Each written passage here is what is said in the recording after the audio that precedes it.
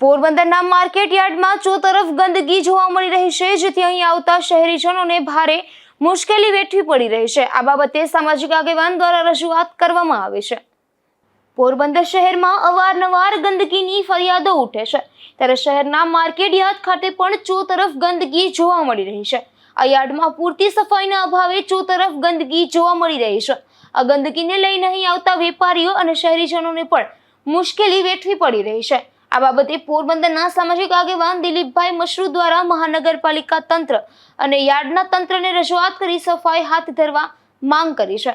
પોરબંદર શહેરમાં marketing yard જે રોકડિયાન પાસે આવેલ છે, ત્યાં અંદરમાં ખૂબ જ ગંદકી જોવા મળે છે અને માર્કેટિંગ યાર્ડના મેનેજમેન્ટની જવાબદારી બને છે કે અંદરની અંદર સફાઈ રાખવી એ માર્કેટિંગ યાર્ડના મેનેજમેન્ટની ફરજ બને છે, પરંતુ કમનસીબે અહીંયા પૂરતી સફાઈ થતી નથી અને દરરોજ મોટી સંખ્યામાં લોકો ખરીદી કરવા આવે છે।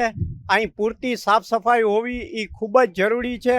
કમિશનર સાહેબે પણ આ બાબત ધ્યાનમાં લઈ અને માર્કેટિંગ યાર્ડના મેનેજમેન્ટને નોટિસ પાઠવી અને પૂરતી સાફ સફાઈ થાય એ જાહેર જનતાના હિતમાં ખૂબ જ જરૂરી છે।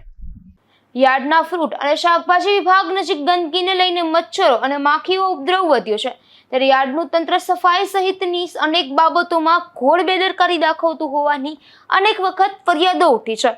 અશોક થાનકી, ગુજરાત ન્યૂઝ, પોરબંદર।